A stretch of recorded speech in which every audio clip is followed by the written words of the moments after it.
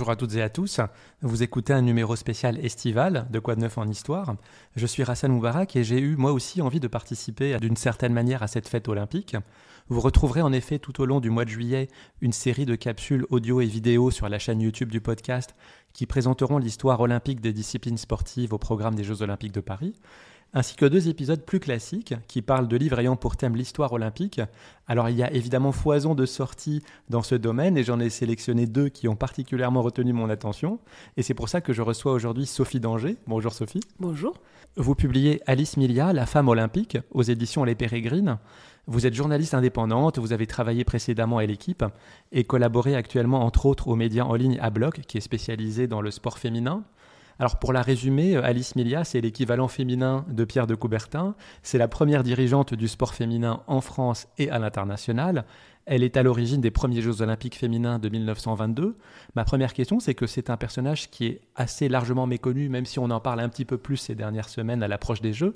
Comment s'est faite votre rencontre avec cette figure ? Alors moi, complètement par hasard, je travaillais sur un documentaire qui avait pour sujet les femmes qui avaient contribué en fait à l'évolution de la société, mais qui avaient été oubliées par l'histoire. Et puis j'ai commencé à chercher un peu dans tous les domaines, le cinéma, la science, et je suis tombée, il y avait 4 petites lignes sur Internet sur cette femme-là que je connaissais pas. Et je vois dans ces 4 lignes qu'elle a organisé des Jeux Olympiques féminins. Ça se passe à Vincennes, j'habite dans l'Est de Paris, c'est là où je vais courir. Je me dis, c'est incroyable, comment ça se fait que je ne la connais pas ? J'ai travaillé dans le sport. Et j'ai commencé à creuser un petit peu. Je me suis dit que le personnage était super intéressant, il n'y avait pas grand-chose. Et puis là-dessus, le Covid est arrivé. J'ai un énorme appartement de 35 mètres carrés. J'ai perdu mon travail parce que je travaille dans le sport. Il n'y en avait plus. Et je me suis dit, soit je deviens folle, soit je vais passer un peu de temps avec elle. Et ça a été merveilleux. Elle me fait passer un confinement splendide. Donc vous avez choisi la deuxième option, de travailler avec elle.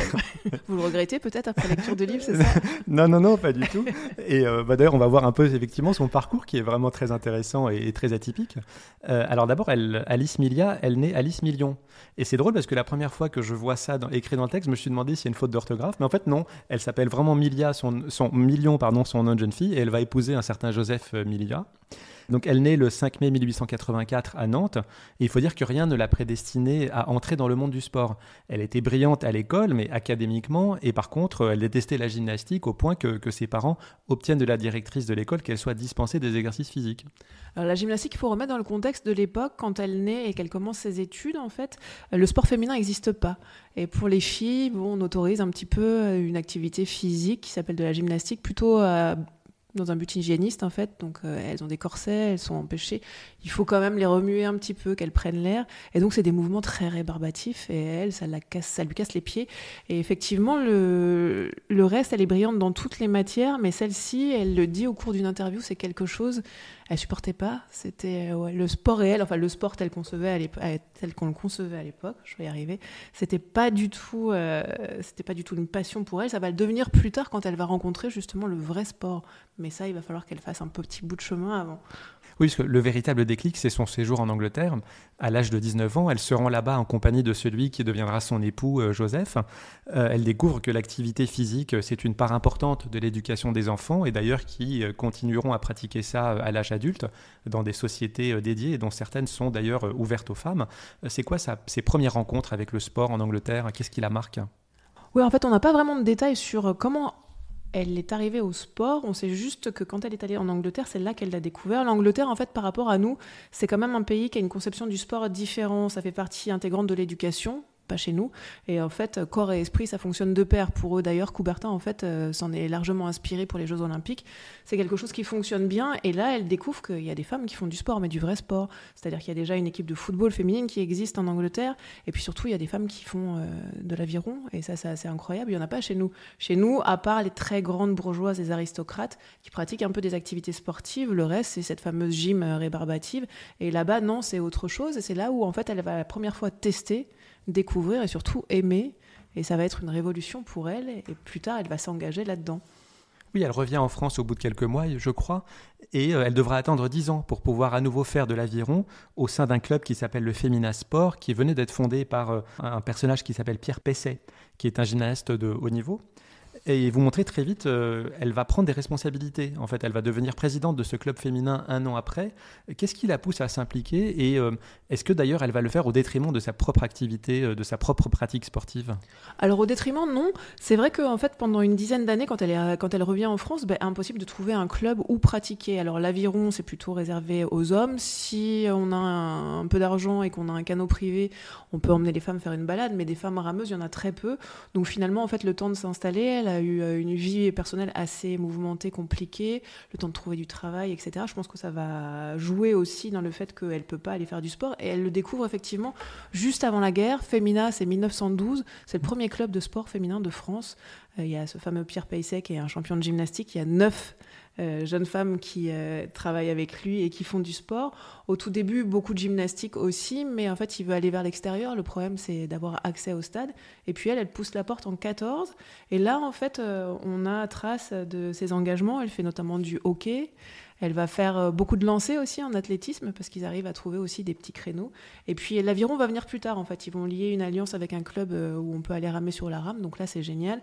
Et effectivement, les responsabilités arrivent très vite. Moi, je pense que c'était une femme de tête. Et ça prouve dès le début sa volonté de s'engager, mais aussi le fait qu'elle va trouver sur sa route des hommes qui vont aussi lui laisser la place et lui lancer finalement cette grande carrière de dirigeante qu'elle va faire. Lui notamment en fait. C'est une sorte de mentor pour elle? Mentor, elle en parle pas comme ça. En fait, il y a même un moment où en fait tous les deux, leur histoire est terminée avec pertes et fracas. Mais je pense que c'est quelqu'un qui a éminemment compté pour elle. On les retrouve assez souvent dans les mêmes réunions. Donc je pense qu'en fait ils ont marché de concert. Lui, je pense que c'était plutôt un homme de terrain et quand on le voit en fait, parce qu'après quand elle a quitté la présidence de ce club, il n'a pas voulu la prendre non plus, il a toujours mis quelqu'un à sa place. Donc en fait il voulait quelqu'un pour diriger et puis lui c'était vraiment le terrain.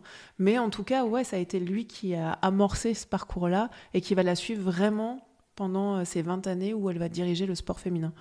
Oui, parce que les responsables de plusieurs clubs féminins créent en 1917 la Fédération des sociétés féminines sportives de France, la FSFSF, si j'ai bien dit. Hyper dur à dire. Voilà, Alice, elle en est d'abord la trésorière, puis la secrétaire générale et puis la présidente en 1919.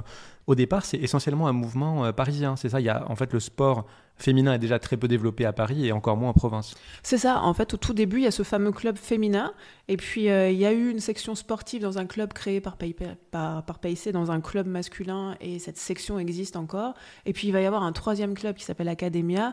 Avec ces trois-là on va fonder une fédération, donc c'est très ambitieux, en même temps c'est une mini-fédération parce qu'au niveau des femmes il n'y a quand même pas beaucoup de licenciés et pour le but du jeu pour Alice quand elle va prendre la tête de cette fédération, ça va être en fait de montrer à toutes les femmes qu'on peut faire du sport et d'essayer de multiplier les clubs et pour ça en fait elle parlait de propagande, donc aussi aller en province avec les filles qui sont parisiennes au tout début pour montrer ce que c'est et puis pour essayer de faire venir les autres à ça. Où est-ce qu'elles font du sport, les filles d'ailleurs? Elles partagent les infrastructures des hommes ou est-ce qu'elles ont des endroits dédiés? Alors ça, c'est à votre bon cœur, monsieur, dame. En général, en fait, pour Alice et Pierre Paysset, en fait, lui, il connaît pas mal de monde dans le sport. Il y a un monsieur qui s'appelle Ernest Weber, qui a beaucoup de responsabilités aussi dans le domaine sportif, mais chez les hommes, et qui a un stade, qui dirige un stade vers la porte d'Orléans, qui va leur laisser aussi des créneaux. Donc en fait, les hommes vont devoir un peu partager, puis leur laisser un petit bout de temps. C'est en général le dimanche, comme ça, en fait, elles vont faire du sport, et puis elles organisent des petites compétitions. Mais au tout début, il y a un boxeur aussi qui s'appelle le Maître Minguet, qui leur propose une salle. Donc c'est vraiment quelque chose, elles sont tributaires des hommes, elles sont tributaires de leur stade et c'est pour ça qu'elle, à un moment, en fait, elle va en avoir marre et elle va vouloir aussi créer un stade magnifique pour les femmes et essayer de chercher de l'argent pour ça. Et lui, Paysset va réussir en tout cas parce que Femina va avoir son propre stade et il y a un gentil monsieur, un industriel qui va financer en fait le projet et avec un stade qui existe toujours à la porte d'Orléans. Elle a aussi un rôle important dans la structuration parce que, du sport féminin en France, parce que vous montrez qu'elle va être à l'origine des premiers championnats d'ailleurs, que ce soit d'athlétisme ou même de sport collectif. Le premier sport, je crois, c'est le basket dont elle fait la promotion. Et donc, c'est quoi sa vision pour le sport en France ? Moi, je pense qu'en fait, au tout début, son postulat, c'est de se dire que en fait, les femmes sont capables de tout. et surtout le meilleur. Les hommes peut-être le contraire, mais en tout cas elle voit pas pourquoi il y a un moment en fait on est empêché de, donc en fait les hommes ont le droit de faire du sport, pourquoi les femmes n'ont pas le droit de faire du sport. A priori en fait les éléments de l'extérieur, le grand air, l'eau, la pluie, le soleil, tout ça en fait on peut les partager, ça fait partie de la vie, ça fait partie de la santé. Donc en fait elle réclame le droit à la santé équivalent pour hommes et femmes. Pour elle le sport c'est ça, en tout cas elle le vend comme ça, et le but du jeu ça va être déjà de prouver que effectivement contrairement à tout ce que les médecins et le corps médical, dans sa grande majorité, dit c'est pas dangereux pour les femmes. Au contraire, ça fait des femmes robustes, ça aide à faire des femmes aussi en bonne santé, à mettre des enfants au monde en bonne santé. Et donc, en fait, l'idée, c'est plus on est nombreux, plus on va réussir à peser. Donc, en fait, il faut amener les autres, déjà pour qu'elles en profitent, et puis amener les autres à faire un énorme mouvement. Donc, en fait, avec rien, effectivement, les premières compétitions interclub, c'est assez marrant parce qu'il y a très peu de monde, mais c'est pas grave en fait. Je pense qu'elle ambitionne très vite, elle a un modèle devant elle de faire la même chose.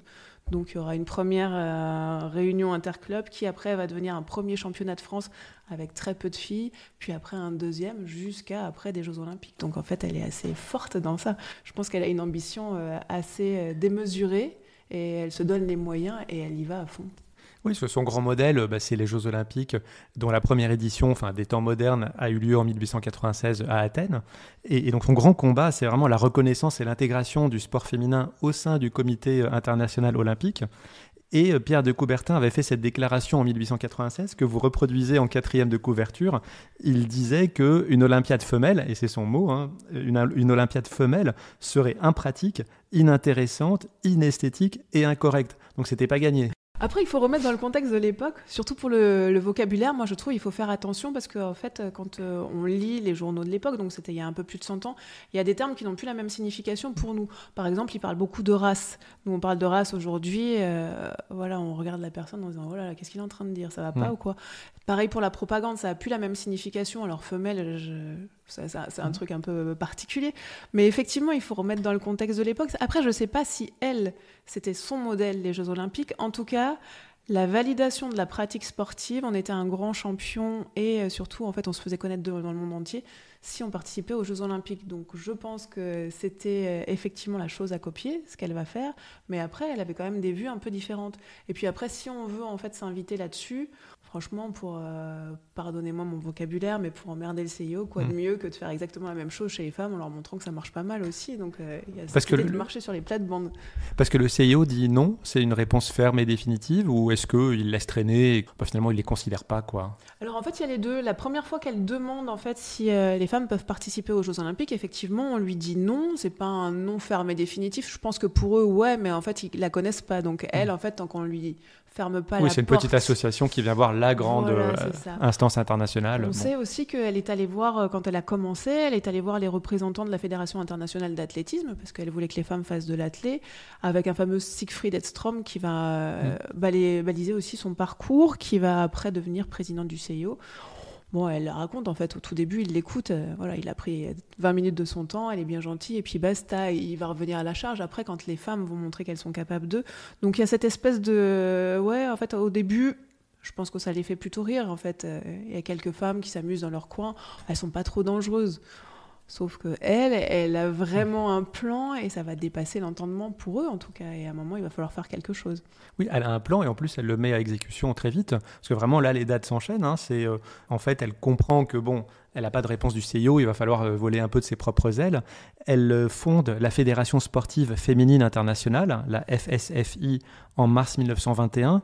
Et l'année d'après, elle va organiser donc les premiers Jeux olympiques féminins, dont la première édition a lieu sur une journée, le 20 août 1922, au stade Pershing, dans le bois de Vincennes, donc là où vous courez. Est-ce que vous pouvez nous raconter un peu en quelques mots cette épopée et puis comment se passe cette journée ?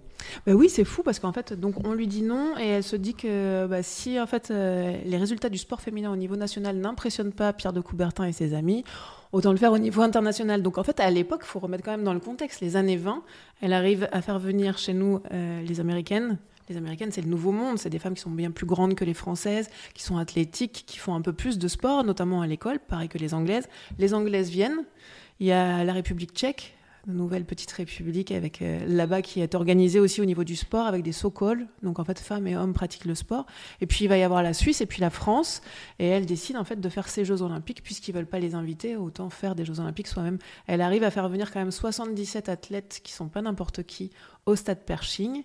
Il y a une campagne de publicité énorme dans Paris avec des affiches, des programmes qui sont prêts. Et elle a tout calqué en fait sur le cérémonial olympique qui évolue petit à petit. C'est-à-dire qu'il va y avoir un défilé des nations. Le matin, en fait, on a les concours qui commencent à se disputer. Et puis à partir du début d'après-midi, en fait, là, on commence les finales sont au programme. Pershing est plein. En plus, Pershing, c'est un stade que les hommes n'aiment pas trop pour leurs rencontres internationales parce que la piste n'est pas super. C'est dans le bois de Boulogne, c'est un peu difficile d'accès. Et elle a réussi à mettre en place un service de bus, par exemple, pour que les gens puissent venir. Il y a le métro, les bus. Donc en fait, elle a organisé cette grande fête en sous-main. Et c'est une épopée absolument formidable. Oui, la journée se passe bien. Et d'ailleurs, je signale qu'en préparant cette émission, j'ai appris qu'il y avait une exposition photo de cette journée du 20 août 1922 qui est accrochée en ce moment même sur les grilles du square Louis Majorel dans le 11e arrondissement de Paris. Et c'est jusqu'à la fin août. Donc je sais que vous y êtes passée, Sophie Danger, et vous recommandez ? Alors je recommande, mais malheureusement, elle n'y est plus. Ils l'ont détachée. Mince. Ouais. Dommage, parce que sur le site internet, il précisait jusqu'à la fin du mois d'août. Non, c'est fini. Mais par contre, il y a une super belle exposition au Musée national du sport. Par contre, il faut aller à Nice. Donc, si vous voulez y aller, ça, c'est un truc pas mal aussi. Alors, et cet événement qui est plutôt une réussite, quelles conséquences ça a sur l'acceptation du sport féminin à l'échelle internationale ? Est-ce que les gens du CIO les regardent d'un œil un peu différent ? Là, elle commence à devenir un peu trop remuante pour eux, en fait. Ça, c'est un peu casse-pied, parce qu'en plus, non seulement la journée se passe bien, il y a des records de partout. On parle entre une dizaine et une quinzaine. Les journaux ne sont pas tous d'accord, mais en fait, il y a les résultats qui sont validés par la Fédération internationale féminine. Donc, il y a eu des records du monde de partout. Les temps sont pas... les filles n'ont pas à rougir. C'est-à-dire que, par exemple, sur 60 mètres, celle qui gagne, c'est une Tchèque, et elle a un temps qui est à peu près équivalent au niveau du chrono au meilleur sprinter de France. Donc, c'est des gros sportifs, c'est des grandes championnes. Et ouais, c'est un peu casse-pied, surtout qu'en fait, tant qu'elle n'a pas ce qu'elle veut, elle a prévenu le CIO que comme ça avait bien fonctionné et que visiblement, il y a plein de pays qui sont assez intéressés pour organiser eux aussi le sport féminin et puis commencer à faire grossir le mouvement, et ben, il y aura tous les 4 ans, comme les Jeux Olympiques, des Jeux Olympiques féminins. Pourquoi se gêner, en fait ? La plupart de ces disciplines-là aux Jeux Olympiques féminins, ce sont des disciplines d'athlétisme, sans doute aussi parce que c'est le sport le plus pratiqué puis le plus facile à pratiquer. Et vous racontez dans le livre la rivalité entre Alice Milja et le patron suédois de la Fédération internationale d'athlétisme, vous l'avez cité, il s'appelle Siegfried Ekström, qui lui va manœuvrer en fait alors assez sournoisement pour que le CIO reconnaisse la tutelle de sa fédération à lui sur l'athlétisme féminin, et donc ça fait marginaliser Alice. Le CIO accepte que le sport féminin, l'athlétisme féminin, soit sous la tutelle de la fédération internationale que lui dirige, et donc à ce moment-là, Alice a beaucoup moins de fenêtres de tir. Alors autant on peut qualifier l'attitude de Pierre de Coubertin d'un peu misogyne, mais c'est aussi l'attitude un peu générale de l'époque, autant là, moi j'ai l'impression que la relation entre Alice et Siegfried Ekström, c'est pas tellement de la misogynie, leur rivalité, mais c'est vraiment une lutte de pouvoir classique entre deux personnages à fort caractère. Moi je pense que ouais, c'est coup pour coup, c'est saignant. Ouais. De son côté, il y a de la misogynie, parce que c'est quand même une femme, qu'est-ce qu'elle vient. Il y a un moment, c'était assez drôle, il y a un journaliste qui rapporte les propos qu'il a entendus, où en fait, il parle à un autre membre du CIO en disant maintenant, faut arrêter. Donc on sent qu'il a mis un contrat sur sa tête. Ouais, elle l'agace, parce que non seulement, en fait, normalement, les fédérations petit à petit, en fait, commencent à diriger sport masculin et féminin, par exemple le tennis, par exemple la natation, et elle dirige les sports pour les femmes, le plus grand et surtout, en fait, celui qui incarne la puissance masculine aux Jeux Olympiques, l'athlétisme. Les dieux du stade, c'est ça, les déesses du stade. Donc elle marche clairement, vraiment, encore une fois, sur ses plates-bandes. Qui plus est une femme, et ça, c'est inadmissible, en fait. Donc lui, le but du jeu, c'est de diriger tout, quitte après, en fait, à laisser tomber les filles. On s'en fout, en fait, c'est juste ça, mais qu'on reconnaisse un peu son pouvoir et la portée de son pouvoir. Et là, elle est gênante. Très. On a dit un mot sur ses relations avec les hommes, mais dans le milieu associatif, ces instances-là. C'est quoi son rapport aux hommes dans le cadre privé ? Parce qu'elle va se marier avec Joseph Milja, mais qui en fait va décéder très jeune. Et puis après, elle va rester veuve, elle n'aura pas d'enfant. Quelles sont ses relations avec les hommes ? Alors, il y a une chercheuse qui a beaucoup travaillé sur elle, qui s'appelle Florence Carpentier, qui a fait un beau travail de recherche formidable et très agréable à lire. Et elle suppute qu'à un moment, elle ait eu un compagnon qui s'appelle Émile Antoine, qui va travailler aussi avec elle à la fédération internationale. C'est un ancien marcheur et voilà, il est engagé dans plein de fédérations, il a fait plein de choses. Et on les voit notamment, elle se base sur le fait que la sœur d'Alice s'est mariée et lors du mariage, elle est venue accompagnée par ce fameux Émile. Donc peut-être qu'elle a eu une vie amoureuse, mais sa vie personnelle, c'était un bunker, cette femme en fait. Donc elle protégeait tout et je pense que quand on suit son parcours, elle a servi... c'est ça, en fait, elle a servi de rempart pour toutes les femmes en les protégeant. Et puis après, le reste, elle prenait déjà suffisamment de coups. Elle a pris bien soin de taire tout ce qui la concernait, elle, personnellement, pour pas avoir plus de prises et pas prendre plus de coups que ce qui était déjà le cas à l'époque. Cette réponse m'amène à ma prochaine question, justement sur son rapport avec les filles. Et notamment, elle joue un peu le rôle de sélectionneur pour les filles qui vont représenter la France dans les différentes compétitions internationales. On apprend d'ailleurs que les athlètes étaient largement polyvalentes, c'est-à-dire que les mêmes pouvaient être inscrites dans des compétitions d'athlétisme ou dans des sports collectifs comme le basket. C'est quoi le rapport d'Alice avec ces filles qu'elle sélectionne? C'est un peu leur maman? C'est un peu la patronne, la matrone? C'est quoi? C'est un peu tout. Justement, on parlait du Musée national du sport. Il y a une archiviste merveilleuse qui m'a envoyé une vidéo après la sortie du livre et on voit dedans Lucienne Laudré. C'est une des sportives du début, une de ses pionnières. À l'époque, elle est âgée et en fait, elle raconte Alice. Et il y avait, moi, des traits que je n'avais pas encore perçus où elle racontait que, en fait, d'abord, quand elle arrivait dans une pièce, c'était une reine, elle en imposait, qu'elle les avait toujours protégées, elle les appelait ses filles, donc il y avait beaucoup de tendresse. Par contre, il y avait des choses qu'elle supportait pas. Il fallait bien se conduire parce que sinon, en fait, là, il y avait le but du jeu pour elle, c'était que oui, il n'y ait pas une oreille qui dépasse pour pas que, en fait, on leur tombe dessus. Donc, il fallait faire attention à sa conduite. Et surtout, en fait, elle était tellement protectrice. Elle raconte un voyage à Turin, en Italie, où les filles arrivent et plus on descend dans le sud, en fait, moins le sport féminin est représenté et plus voir des femmes dévêtues, puisque en fait elles ont les bras à l'air et les jambes à l'air, c'est quand même un phénomène assez nouveau, donc qui plaît plutôt aux garçons. Il y a souvent des hordes de gars qui les suivent, et là c'était le cas, et elle disait, elle nous avait mis devant, elle était derrière, elle faisait rempart, et avec son parapluie, elle leur tapait dessus en leur disant de partir en fait. Et donc c'était ça tout le temps. Donc il y avait vraiment une vraie tendresse, et c'était vraiment ses filles. Mais en même temps, il fallait pas, elle n'hésitait pas non plus à sanctionner quand ça n'allait pas. Lucienne Velu, qui est une des grandes sportives comme ça, elle a été privée de football pendant, normalement c'était 1 an, ça a été revu à la baisse, parce que lors d'un voyage au Portugal, elle avait pris la poudre d'escampette pour aller danser le soir, alors que c'était pas prévu. C'est un peu le guérou féminin, quoi. Ouais, c'est ça. Les années 30, Sophie Danger, elle marque la fin de son engagement dans le sport féminin.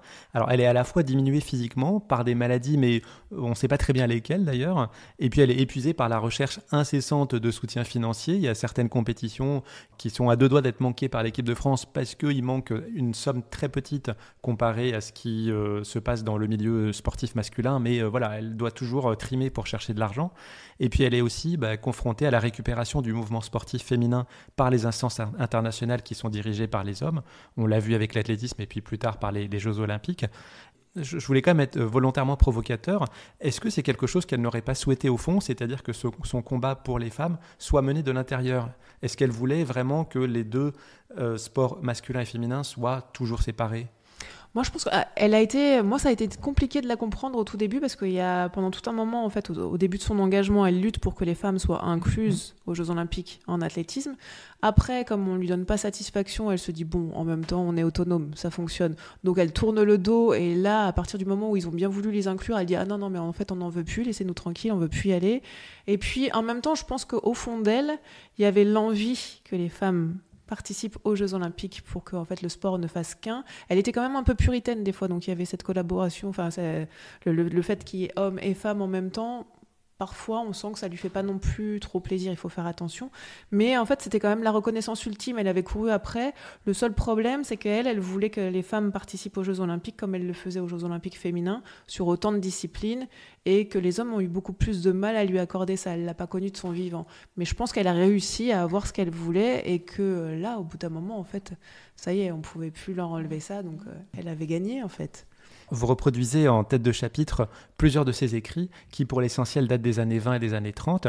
Or, elle meurt le 19 mai 1957, donc quand même 20 ans après. Qu'est-ce qu'elle fait ensuite ? On a l'impression qu'elle disparaît de la circulation. Donc, est-ce qu'elle a quand même encore des actions dans la sphère publique ? Et puis, est-ce que dans ses écrits, elle revient sur ses expériences de dirigeante, de pionnière du sport féminin ?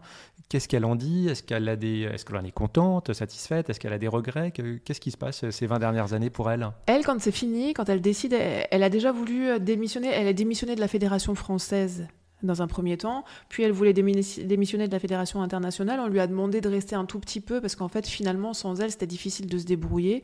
Donc, elle a tenu jusqu'aux Jeux de Berlin en 1936. Et là, après, en fait, elle leur a dit, ça y est, c'est terminé pour moi. De toute façon, en fait, vous l'avez dit, le sport masculin avait commencé à récupérer le sport féminin.